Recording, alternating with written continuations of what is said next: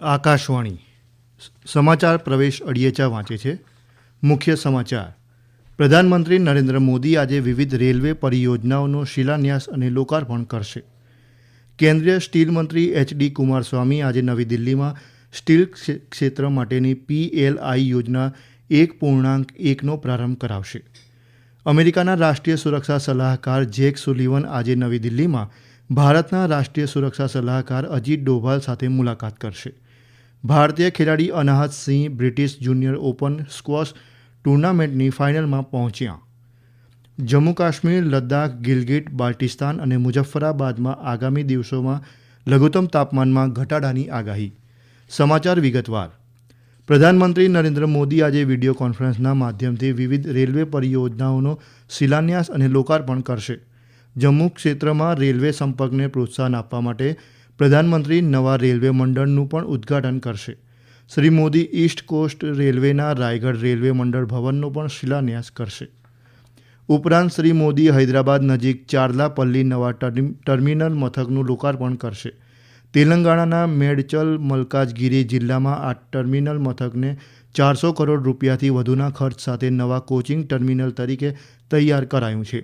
આ ટર્મિનલ મથકના કારણે સિકંદરાબાદ, હૈદરાબાદ અને કાચેગુડા સહિતના શહેરોમાં હાલના મથક પર ભીડ ઓછી થવાની આશા છે. ઉપરાષ્ટ્રપતિ જગદીપ ધનખડે કહ્યું કે દેશનો નાગરિક રાષ્ટ્રવાદ પ્રત્યે પ્રતિબદ્ધ ન હોય ત્યાં સુધી કોઈ પણ દેશ વિકાસ ન કરી શકે. દિલ્હીમાં રાષ્ટ્રીય છાત્ર સેના NCC ગણતંત્ર દિવસ શિબિર 2025નું ઉદ્ઘાટન કરાવતા ગઈકાલે શ્રી ધનખડે કહ્યું કે ભારતના વિકાસ માટે રાષ્ટ્રવાદ, સંગઠન અને દેશ પ્રથમ દ્રષ્ટિકોણની જરૂર છે.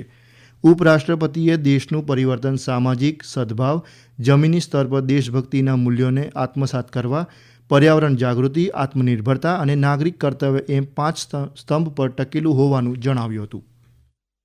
भारत माँ का सम्मान करते हुए हमें पर्यावरण की रक्षा करनी चाहिए, संरक्षण करना चाहिए, सर्जन करना चाहिए. स्वदेशी और आत्मनिर्भरता आत्मनिर्भर भारत के प्रतीक हैं, इनको बढ़ावा देना चाहिए. नागरिक कर्तव्य प्रत्येक नागरिक को प्रगति का पथ प्रदर्शक बनाते हैं और ये पंच प्राण हमारे समाज की रगों में बहते हुए एक अजय राष्ट्रवादी भावना का निर्माण करते हैं.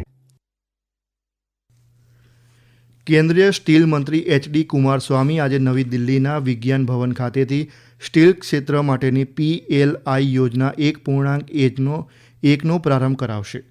દરમિયાન શ્રી કુમારસ્વામી અરજીઓ પણ મંગાવશે. સ્ટીલ મંત્રાલયે જણાવ્યું હતું કે મંત્રાલયના PLIએ 14,000થી વધુના સીધા રોજગાર સાથે અંદાજે 27,000 કરોડ રૂપિયાના રોકાણને આકર્ષિત કર્યું છે. પ્રધાનમંત્રી નરેન્દ્ર મોદીએ ગઈકાલે વર્ચ્યુઅલ માધ્યમથી નવી દિલ્હીના રોહિણીમાં કેન્દ્રીય આયુર્વેદ સંશોધન સંસ્થાના નવા ભવનનો શિલાન્યાસ કર્યો હતો. આ નવા આધુનિક ભવનનું નિર્માણ 185 કરોડ રૂપિયાના ખર્ચે કરાશે. અંદાજે 3 એકરમાં ફેલાયેલી આ ઇમારત પરંપરા અને નવીનતાનું મિશ્રણ હશે, જે સમગ્ર ઉપચાર, વિશેષ ચિકિત્સાલય અને કૌશલ્ય વિકાસની નવી તક પૂરી પાડશે. આ પ્રસંગે સંબોધન કરતા શ્રી મોદીએ ગરીબમાં ગરીબ વ્યક્તિ સુધી આરોગ્ય સેવા પહોંચાડવા માટે સરકારનું ધ્યાન હોવા પર ભાર મૂક્યો હતો. તેમણે કહ્યું કે સરકાર આયુષ અને આયુર્વેદ જેવી પરંપરાગત ભારતીય ચિકિત્સા પ્રણાલીઓને પણ પ્રોત્સાહન આપી રહી છે. તેમણે કહ્યું ગત એક દાયકામાં 100થી વધુ દેશમાં આયુષ પ્રણાલીનું વિસ્તરણ થઈ રહ્યું છે. શ્રી મોદીએ ઉમેર્યું, પરંપરાગત ચિકિત્સા સંબંધિત પહેલી વિશ્વ આરોગ્ય સંસ્થા WHOની સ્થાપના ભારતમાં કરવામાં આવી રહી છે. અમેરિકાના રાષ્ટ્રીય સુરક્ષા સલાહકાર જેક સુલિવન આજે નવી દિલ્હીમાં ભારતના રાષ્ટ્રીય સુરક્ષા સલાહકાર અજીત ડોભાલ સાથે મુલાકાત કરશે. આ બેઠકમાં મહત્વના અને ઉભરતી ટેકનોલોજી, ICET અને અન્ય દ્વિપક્ષી વિષયો પર વ્યાપક ચર્ચા થશે. વિદેશ મંત્રાલયના પ્રવક્તા રણધીર જયસ્વાલે ગઈકાલે સંવાદદાતાઓને જણાવ્યું કે ભારત અને અમેરિકા વચ્ચે સતત અને વિસ્તૃત ચર્ચા થતી રહે છે.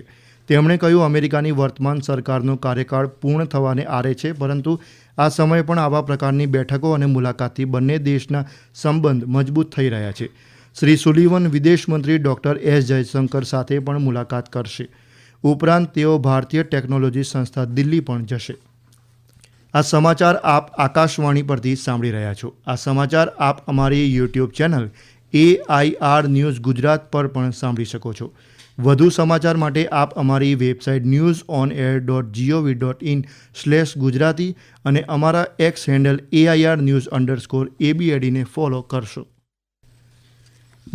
ભારતના ખેલાડી અનાહત સિંહ બ્રિટિશ જુનિયર ઓપન સ્ક્વોશ ટુર્નામેન્ટની ફાઇનલમાં પહોંચ્યા છે. 17 વર્ષથી ઓછી વયની બાળકીઓ સિંગલ્સ ટાઇટલ માટે ઇંગ્લેન્ડના બર્મિંગહામમાં અનાહત સિંહે સેમીફાઇનલમાં ઇજિપ્તના રૂકૈયા સાલેમને 3-1થી પરાજય આપ્યો હતો. અનાહત સિંહ હવે ફાઇનલમાં ઇજિપ્તના મલિકા એલ કારાક્સી સામે રમશે. આ પહેલા કારાક્સીએ સેમીફાઇનલમાં હોંગકોંગના હેલન તાંગને પરાજય આપ્યો હતો.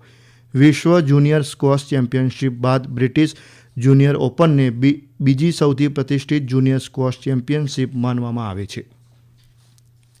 હોકી ઇન્ડિયા લીગમાં તમિલનાડુ ડ્રેગન્સે ગઈકાલે રાત્રે યુપી રુદ્રાસને 2-0થી પરાજય આપી પોતાની પહેલી જીત નોંધાવી હતી. ઓડિશાના રાઉરકેલાના બિરસા મુંડા સ્ટેડિયમમાં રમાયેલી મેચમાં તમિલનાડુના આભારન સુદેવ અને થોમસ સોર્સબીએ ગોલ કર્યા હતા.